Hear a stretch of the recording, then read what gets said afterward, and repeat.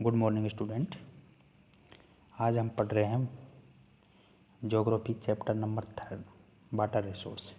Student, आपको पता होना चाहिए 2021 और 22 के लिए सीबीएसई ने आपके सिलेबस को अलग अलग 2 टर्म में एग्ज़ाम लेने के लिए डिसाइड किया है। तो आपके सिलेबस 2 टर्म में डिवाइड कर दिया गया है, जिसमें आप ज्योग्राफी में resources and development, water resource और एग्रीकल्चर 3 चैप्टर 10 मार्क के हैं। ठीक है, यानी कि फर्स्ट टर्म 40 मार्क का होना है, तो उसमें 10 मार्क आपका इकोनॉमिक्स है, 10 ज्योग्राफी है, 10 पॉलिटिकल साइंस है और 10 मार्क हिस्ट्री है। ठीक है, तो यहाँ पर हम वाटर रिसोर्स चैप्टर को पढ़ रहे हैं। इसमें से सिर्फ और सिर्फ आपको मैप वर्क के लिए बोर्ड एग्ज़ाम पूछता है। ठीक है, यहाँ कोई भी क्वेश्चन आपके बोर्ड एग्ज़ाम में नहीं आएगा मैप वर्क के अलावा। तो हमें 2 नंबर के मैप वर्क के लिए इस चैप्टर को हमें डिस्कस करना है, लेकिन फिर भी हम हमारे बेसिक जानकारी के लिए हम इसको डिस्कस करते हैं। ठीक है, और मैप प्रैक्टिस हम करेंगे। तो स्टूडेंट, आपको पता है, आप ये पिछली क्लासों से पढ़ते आ रहे हैं कि आपकी अर्थ का 3/4 पार्ट यानी कि 71% पार्ट पानी से ढका हुआ है। ठीक है, और 29% अर्थ सरफेस खुला है। आपके फ्रेश वाटर जो आपको मिलता है वो surface run of and ground water से आपको मिलता है। ठीक है, जो कंटिन्यूसली रिन्यूड और रिचार्ज होता रहता है थ्रू हाइड्रोलॉजिकल साइकिल और वाटर साइकिल, और या हम कह सकते हैं रेन सिस्टम। ठीक है, water is a renewable source है। आपको सभी को पता है पानी को हम अलग अलग कई कामों में ले सकते हैं, एक ही पानी को, तो इसलिए हम इसको कह सकते हैं कि जो है वाटर रिन्यूएबल रिसोर्स है। ठीक है, सम फैक्ट एंड फिगर्स हम बात करें तो इसके लिए कुछ ऐसे फैक्ट हैं जो हमें जानना ज़रूरी है और बहुत सारे स्टूडेंट जानते भी हैं। 96.5% of total water is estimated जो हमारा ओशियंस में जमा है, यानी कि हमारे अर्थ का टोटल वाटर का 96.5% ओशियंस में पाया जाता है, और वो पानी हमारे पीने लायक नहीं है क्योंकि उस पानी में बहुत ज़्यादा सॉल्टेड वाटर है। उसके अलावा 2.5% वाटर जो है फ्रेश वाटर है, लेकिन उस फ्रेश वाटर में भी बहुत सारा पानी ग्लेशियर्स के रूप में, बर्फ़ के रूप में जमा हुआ है। ठीक है, बहुत सारा पानी जो है आपके अलग अलग जगह पर अर्थ सरफेस पे पाया जाता है। लेक्स में पाया जा सकता है, रिवर्स में पाया जा सकता है, वाटरफॉल में पाया जा सकता है, पॉन्ड्स में पाया जा सकता है। ठीक है, या फिर रिजर्वियर डैम में पाया जा सकता है। इस तरह से हमारा 2.5% फ्रेश वाटर जो है अलग अलग वाटर बॉडीज़ में हमें अवेलेबल है। ठीक है, लेकिन अब हम बात करते हैं कि 96.5% और 2.5% ये होता है टोटल 99%। 1% वाटर कहाँ है? तो 1% वाटर की हम बात करते हैं तो वो आपके पास भी है, मेरे पास भी है, हमारे एनिमल्स के पास भी है, प्लांट्स के पास भी है। ठीक है, और आपकी सॉइल में जो है मॉइस्चर के रूप में भी पाया जाता है। इस तरह से ठीक है, कुछ अलग अलग जगह पर ये पानी इकट्ठा होकर के लगभग 1% पार्ट जो है आपका, ये पानी भी हमारे पीने लायक नहीं है। ठीक है, तो ऐसे करके हम कह सकते हैं टोटल 97.5% हमारे पीने लायक पानी नहीं है, जबकि 2.5% सिर्फ और सिर्फ फ्रेश वाटर है जिसको हम पी सकते हैं, लेकिन उसका भी बहुत बड़ा पार्ट ग्लेशियर्स में जमा है जहाँ तक हम नॉट रीचेबल है। ठीक है, तो India receive nearly 4% of global precipitation and rank 133 in world in term of water available पर पर्सन पर एनम। हम बात करते हैं तो हमारा इंडिया दुनिया भर में जो बरसात होती है उसका लगभग 4% पानी हमारे इंडिया में बारिश के द्वारा मिलता है। ठीक है, प्रिसिपिटेशन के द्वारा इंडिया में मिलता है, और हमारे इंडिया की रैंक 133 है वाटर अवेलेबिलिटी को लेकर के। हर आदमी को पानी मिलने का जो रेशो है उसके अकॉर्डिंग 133 रैंक हमारे इंडिया में की है वर्ल्ड लेवल पर। ठीक है, the total renewable water resource of India are estimated at 1897 square kilometre per annum. ठीक है। तो हम बात करते हैं तो टोटल जो रिन्यूएबल वाटर रिसोर्स हमारे इंडिया में है उनसे हमें हर साल 1897 स्क्वायर किलोमीटर पानी हर साल हमें मिलता है, ठीक है, रिन्यू होता रहता है। By 2025 it is predicted that large part of India will join countries regions having water scarcity। ये हमारा आइडिया ही नहीं, ये बात सच है कि लगभग 2025 तक दुनिया भर में 20 करोड़ लोग पानी की कमी को झेलेंगे, ठीक है, ये भविष्यवाणी की जा चुकी है। हालांकि इतना पानी हमारी अर्थ पे है लेकिन फिर भी क्योंकि पीने के पानी सिर्फ और सिर्फ हमारा टोटल वाटर का 1% है जो हम पी सकते हैं, ठीक है, और वो 1% भी अलग अलग वाटर बॉडीज़ में अवेलेबल है, ठीक है। तो जहाँ तक हमारी अभी तक पहुँच भी नहीं है वहाँ भी हमारा पानी है ना। तो हम देख सकते हैं वाटर स्कैर्सिटी आज के टाइम में दुनिया के सामने बहुत बड़ी प्रॉब्लम है।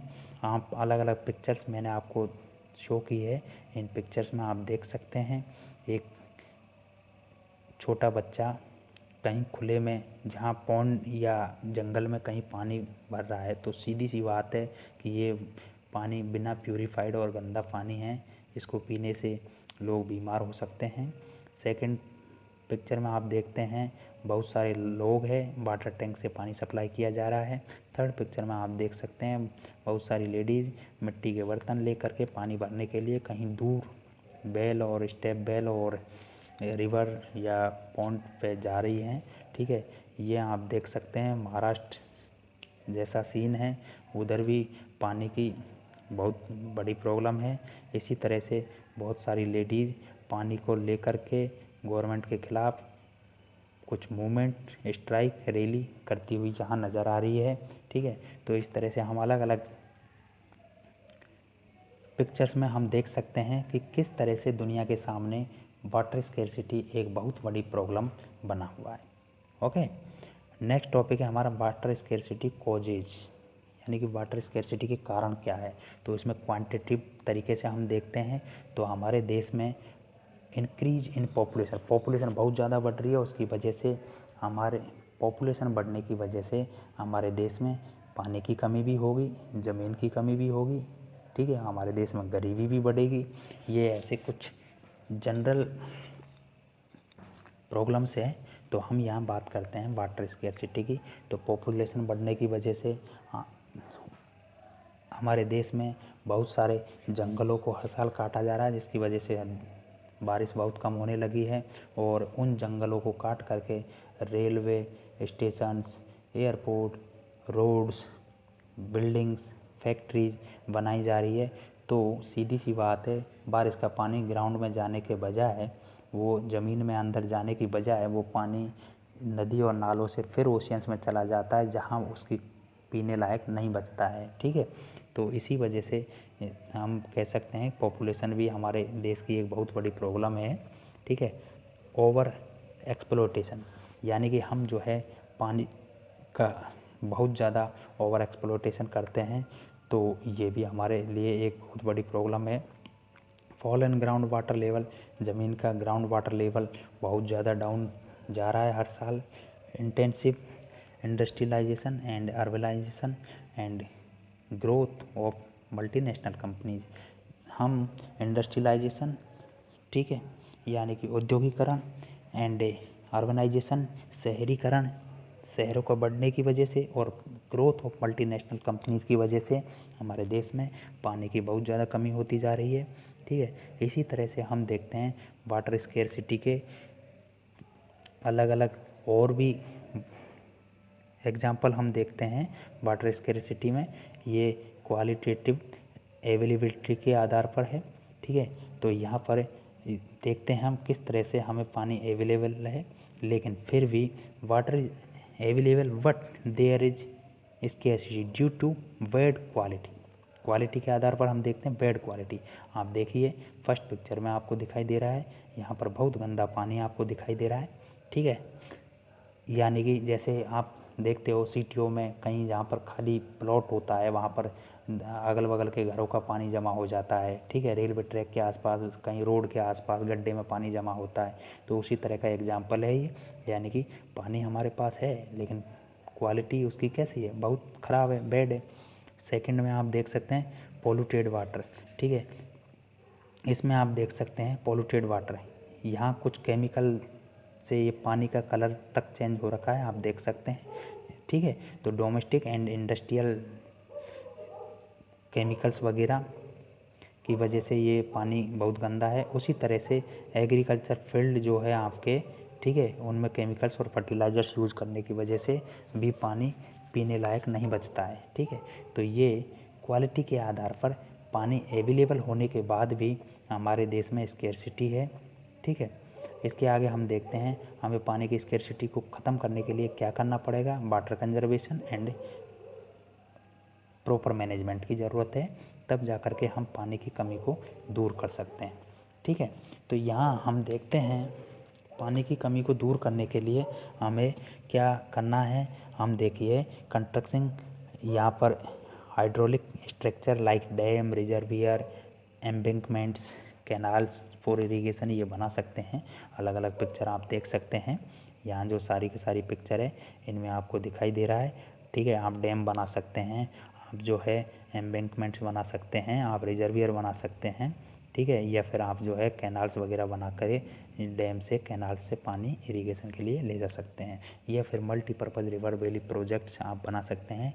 एग्जाम्पल भाखड़ा नागर डैम, ठीक है, जो कि सतलज नदी पर पंजाब और हिमाचल की बॉर्डर पर है, ठीक है। इसका फ़ायदा हरियाणा, राजस्थान और पंजाब को मिलता है। तो इसके आगे हम देखते हैं आपका जो टॉपिक में से जो आपसे पूछे जाने वाले जो मैप के लिए जो क्वेश्चन होंगे मैप में लोकेट करने के लिए, वो होगा आपका मल्टीपर्पज़ रिवर वैली प्रोजेक्ट के लिए 2 नंबर का। तो यहाँ बेटा आपको बहुत ज़्यादा ध्यान देने की ज़रूरत है। तो सबसे बड़ी बात यह है मल्टीपर्पज़ रिवर वैली प्रोजेक्ट जो होते हैं उनका टारगेट क्या होता है। तो उनका टारगेट होता है वाटर रिसोर्स को मैनेजमेंट करने के लिए ये बनाए जाते हैं, ठीक है। इसके अलावा इन रिसेंट टाइम जो मल्टीपर्पज़ यहाँ लिखा है MRP मतलब मल्टीपर्पज़ रिवर वैली प्रोजेक्ट, ठीक है, have come under great scrutiny and opposition. यानी कि आज के टाइम में जो मल्टीपर्पज़ रिवर वैली प्रोजेक्ट है ये बहुत बनाए तो जाते हैं लेकिन इनके सामने भी बहुत बड़ी समस्या है।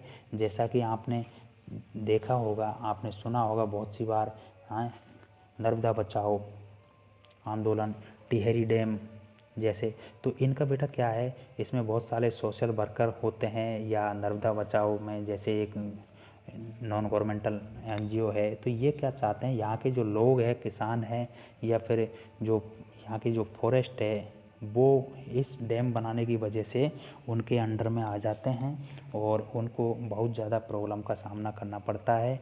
बहुत सारे लोगों को वहाँ से दूसरी जगह पर भेज दिया जाता है, उनकी जंगल, उनकी ज़मीन, उनके घर, उनकी खेतीबाड़ी सब कुछ खराब हो जाती है। तो इसकी वजह से बहुत सी बार ऐसे आंदोलन हमको देखने को मिलते हैं जो मल्टीपर्पज़ रिवर वैली प्रोजेक्ट के अपोजिशन में होते हैं, ठीक है। Irrigation has also change the cropping pattern of many regions with farmer shifting to water intensive and commercial crops. ये जो है मल्टीपर्पज़ रिवर वैली प्रोजेक्ट है, इससे इरिगेशन का जो क्रॉपिंग पैटर्न है वो भी चेंज हो जाता है, ठीक है। बहुत सारे आंदोलनों को भी इससे जन्म मिलता है, बहुत सारे ग्रुप इसके अपोजिशन में खड़े हो जा सकते हैं, ठीक है। वाटर रिसोर्स को इससे मैनेजमेंट किया जा सकता है। इसी तरह से बहुत सारे अलग अलग स्टेट के बीच में भी डिस्प्यूट हो जाते हैं पानी के झगड़े को लेकर के, क्योंकि बहुत सारे जो मल्टीपर्पज़ रिवर वैली प्रोजेक्ट है वो अलग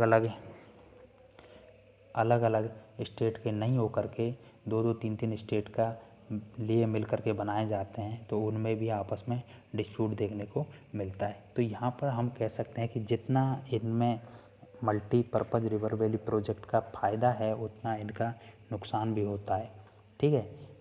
तो यहाँ जो पर्पज रिवर वैली प्रोजेक्ट है, ये हम कह सकते हैं हमारे इंडिया में लगभग इनसे 22% इलेक्ट्रिसिटी बनाई जाती है। ठीक है, तो ये तो हमारे लिए एक बहुत बड़ी बात है। और हमारे देश में बहुत सारी मल्टीनेशनल कंपनी चलाने के लिए हमारे मल्टीपर्पज़ रिवर वैली प्रोजेक्ट बहुत काम आ रहे हैं। आपको पता होना चाहिए, आपके first prime minister Pandit Jawaharlal Nehru ने जो डैम है इनको मॉडर्न इंडिया के टेम्पल कहा है। मॉडर्न इंडिया का मंदिर किसने कहा है? पंडित जवाहरलाल नेहरू ने। किसको? डैम को। या जो आपके डैम और मल्टीपर्पज़ रिवर वैली प्रोजेक्ट है, इनको आधुनिक भारत का मंदिर पंडित जवाहरलाल नेहरू के द्वारा इनको कहा गया था। ठीक है, तो हम यहाँ देखते हैं अलग अलग तरह के जो आपके ये क्वेश्चन जो पूछे जाएंगे, इसमें कुछ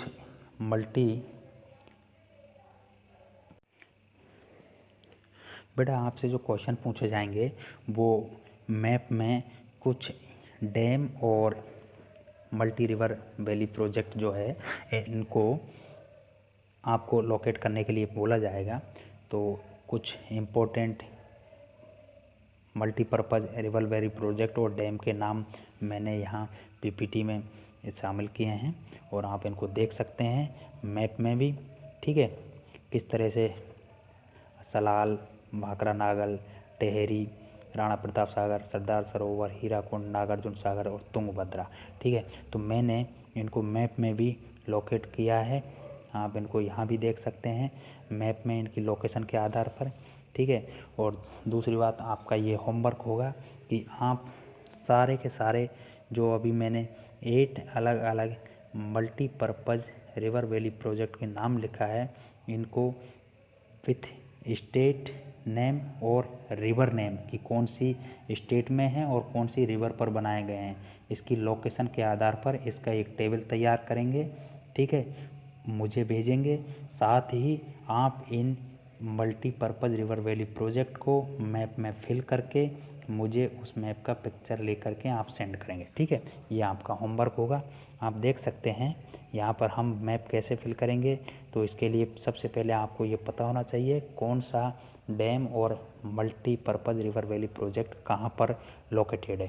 ठीक है, तो स्टूडेंट हम बात करते हैं सबसे पहले सलाल। ठीक है, तो सलाल डैम और Salal multipurpose river valley project की हम बात करते हैं। तो ये बेटा जम्मू कश्मीर स्टेट में था और अभी Jammu and Kashmir union territory में। ठीक है, अभी स्टेट नहीं रहा है जम्मू कश्मीर। ठीक है, तो Jammu and Kashmir union territories में। ठीक है, सेकंड हम देखते हैं, तो सेकंड आपका है भाखरा नागल।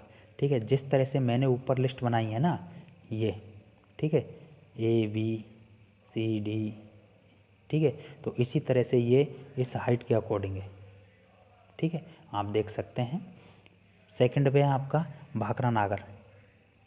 भाखरा नागल आपका डैम सतलज नदी पर है और ये पंजाब में है। वैसे ये बॉर्डर है हिमाचल और पंजाब की, लेकिन इसको पंजाब में माना जाता है। ठीक है, और इसके लिए जो बेनिफिशियरी स्टेट है वो इसका हरियाणा, राजस्थान और पंजाब को बहुत ज़्यादा बेनिफिट इसका होता है। ठीक है, इसके अलावा हम देखेंगे थर्ड है आपका टेहरी डैम। ठीक है, तो टेहरी डैम ये आपका टेहरी डैम उत्तराखंड में है। ठीक है, और ये भागीरथी नदी पर है। इसी के साथ हम फोर्थ देखेंगे राणा प्रताप सागर। ठीक है, तो राणा प्रताप सागर आप देखते हैं ये राजस्थान में है और ये चंबल रिवर पर है राणा प्रताप सागर। उसके बाद नेक्स्ट है हमारा सरदार सरोवर। ठीक है, तो सरदार सरोवर डैम जो है आपका, ये सरदार सरोवर डैम आपका नर्मदा नदी पर है। ठीक है, और यहाँ इंदिरा सागर के नाम से एक बहुत बड़ा यानी कि लेक है जो इंडिया में सबसे बड़ी ह्यूमन मेड लेक इसको माना जाता है। आदमी के द्वारा बनाई गई सबसे बड़ी झील यहाँ पर है। ठीक है, नर्मदा नदी की वजह से ये बनी हुई है। तो इसका बेनिफिट जो मिलता है वो मिलता है मध्य प्रदेश, महाराष्ट्र, राजस्थान एंड गुजरात को। और इसकी लोकेशन गुजरात में है, सरदार सरोवर। ठीक है, इसके बाद में आप देखेंगे हीराकुंड। हीराकुंड आपका उड़ीसा में है। ठीक है, और हीराकुंड जो आपका डैम है, हीराकुंड डैम का नदी महानदी पर है। इसका सबसे लंबा यहाँ डैम बनाया गया है इस परियोजना पर, विश्व का सबसे लंबा। ठीक है, जिसकी लंबाई है 4801 मीटर, यानी कि हम कह सकते हैं लगभग 5 किलोमीटर के लगभग में इसकी दीवार करके इस नदी पर, महानदी पर हीराकुंड बनाया गया है। और यहाँ इलेक्ट्रिसिटी जनरेशन का काम किया जाता है, जो कि उड़ीसा में है। ठीक है, इसके अलावा नागार्जुन सागर की हम बात करते हैं तो नागार्जुन सागर ये कृष्णा नदी पर है। ठीक है, और ये अभी फ़िलहाल आंध्र प्रदेश में है। इसका जो बेनिफिट है वो तेलंगाना और आंध्र प्रदेश को मिलता है। ठीक है, ये कृष्णा रिवर पर है। ओके, इसके बाद में हम देखते हैं तुंगभद्रा। ठीक है, तो तुंगभद्रा की हम बात करते हैं तो तुंगभद्रा आपका जो है कर्नाटक में है, और ये तुंगभद्रा रिवर पर है, और इसका बेनिफिट मिलता है आंध्र प्रदेश और कर्नाटक को। ठीक है, ये आपकी मैप लोकेशन है। इसके अलावा हमारे चैप्टर में हम देख सकते हैं रेन वाटर हार्वेस्टिंग, RWH। तो RWH के लिए अलग अलग स्टेट में, अलग अलग जगह पर, अलग अलग रीजन में अलग अलग तरीके होते हैं। ठीक है, हम बरसात के पानी को यदि इकट्ठा करते हैं तो हम उसे रेन वाटर हार्वेस्टिंग कहते हैं। ठीक है, ये मल्टीपर्पज़ प्रोजेक्ट के साथ में सोशियो इकोनॉमिकली और इन्वायरमेंटली बहुत अच्छे से काम करता है। मल्टीपर्पज़ रिवर वैली प्रोजेक्ट का तो लोग विरोध करते हैं, लेकिन इसका कोई विरोध नहीं कर सकता है। और हम हमारे घर की ज़रूरत को पूरा करने के लिए बारिश के पानी को हार्वेस्ट करके रख सकते हैं, उसको इकट्ठा करके रख सकते हैं। उसके अलग अलग तरीके हैं, आप यहाँ पिक्चर देख सकते हैं टैंकर्स में। ठीक है, ये घर का ज़मीन में टैंकर बना करके, ठीक है, और इसी तरह का एक और टैंकर आप देख सकते हैं। तो ये देख सकते हैं आप जम्मू कश्मीर एंड हिमाचल में कल्स एंड गर्ल्स, जो कि वेस्टर्न हिमालय में ये टेक्निक है पानी को इकट्ठा करने के लिए। इसके अलावा आप जो है मैसूर में देख सकते हैं, मैसूर में आपका है रूफटॉप का जो पानी है, यहाँ इसको रेन वाटर हार्वेस्टिंग के द्वारा इकट्ठा किया जाता है। और कर्नाटक में ऐसा रूल बनाया गया है कि यदि वहाँ पर पानी को लोग इकट्ठा नहीं करेंगे तो कानून कार्रवाई उनके ऊपर की जा सकती है। ठीक है, इसी तरह का आप आगे और दूसरा एग्जाम्पल देख सकते हैं खड़ीन जो है जैसलमेर में है, ये वेस्टर्न राजस्थान में है। ठीक है, खड़ीन और जोहड़ यहाँ पर जो है इस तरह के टैंकर खेतों में बनाए जाते हैं, उनको सीमेंटेड कर दिया जाता है। उसके बाद में जो बारिश का पानी होता है उसको इनमें इकट्ठा किया जाता है। ठीक है, या अलग अलग जगह पर जो है छोटे बांध टाइप में बना करके पानी को जमा किया जाता है, ताकि वो कुछ दिनों तक जानवरों के लिए और अपनी फसल के लिए काम लिया जा सके, और ग्राउंड वाटर का लेवल भी उससे अप होता है। ठीक है, ये ग्राउंड वाटर टैंक बना करके देखिए आप, राजस्थान में पानी इकट्ठा किया जाता है। बरसात के पानी को ज़मीन में टैंक बना करके उसमें इकट्ठा किया जाता है। ठीक है, और पानी इकट्ठा करने के बाद उसको लोग साल भर यूज करते हैं। ठीक है, पीने के लिए, क्योंकि वेस्टर्न राजस्थान में जो है सॉल्टेड वाटर है। इसके बाद में कुछ हम क्वेश्चन जो कि असाइनमेंट है आपके लिए, होमवर्क है, तो इसमें है व्हाट इज़ वाटर स्केर्सिटी, तो पानी की कमी क्या है। तो स्टूडेंट हमने जैसा डिस्कस किया आप इसकी डेफिनेशन दे सकते हैं। वाटर स्केर्सिटी यानी कि पानी की कमी, ठीक है, वो अलग अलग तरह से हो सकती है, क्वालिटी के आधार पर हो सकती है, क्वांटिटी के आधार पर हो सकती है। दो तरीके से हम वाटर स्केर्सिटी का फेस कर रहे हैं। नेक्स्ट क्वेश्चन है हमारा, in which state Hirakud dam located. तो हीराकुंड डैम की हम बात करते हैं तो उड़ीसा में लोकेटेड है, जो कि महानदी पर है। ठीक है, इसके बाद में what is the full form MRP। तो MRP का फुल फॉर्म आप हर प्रोडक्ट पे MRP देखते हैं, लेकिन यहाँ MRP वो नहीं है, यहाँ है मल्टीपर्पज़ रिवर वैली प्रोजेक्ट। ठीक है, what is rain water harvesting.